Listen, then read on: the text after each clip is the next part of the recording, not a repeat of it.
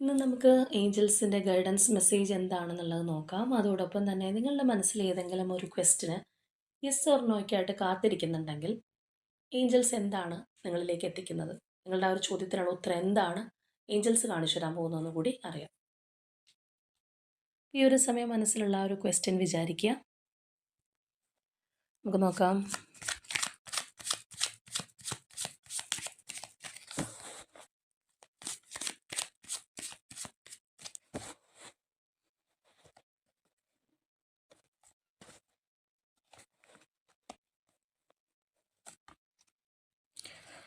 Okay, നിങ്ങളുടെ മനസ്സിലുള്ള ആ ഒരു ക്വസ്റ്റിന് യെസ് ആണ് നമുക്ക് ഏഞ്ചൽസ് കാണിച്ചു തന്നിരിക്കുന്നത്. നിങ്ങളുടെ ചോദ്യത്തിൻ്റെ ഉത്തരം യെസ് ആണ് വന്നിട്ടുള്ളത്. നമുക്കൊരു മെസ്സേജ് എന്താണെന്നുള്ളത് കൂടി നോക്കാം.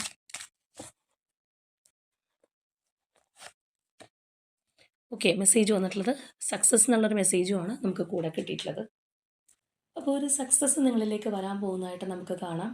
ചിലരെ സംബന്ധിച്ച് ഏതെങ്കിലും ഒരു കാര്യത്തിൻ്റെ റിസൾട്ടിന് വേണ്ടി വെയിറ്റ് ചെയ്തിരിക്കുന്നവരൊക്കെ ആണെന്നുണ്ടെങ്കിൽ അതിൽ നിങ്ങൾക്ക് വിജയം വരാൻ പോകുന്നു എന്നുള്ളത് നിങ്ങൾ മനസ്സിലാക്കുക.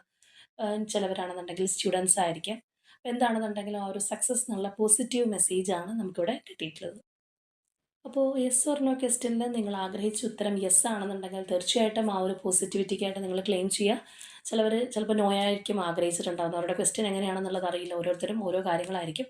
അപ്പോൾ എന്താണെന്നുണ്ടെങ്കിൽ നിങ്ങൾ ആഗ്രഹിച്ച ഉത്തരം വന്നിട്ടുള്ളവരാണെന്നുണ്ടെങ്കിൽ തീർച്ചയായിട്ടും ഈ ഒരു എനർജിക്കായിട്ട് ക്ലെയിം ചെയ്യുക. യൂണിവേഴ്സിനോട് നന്ദി അറിയിക്കുക.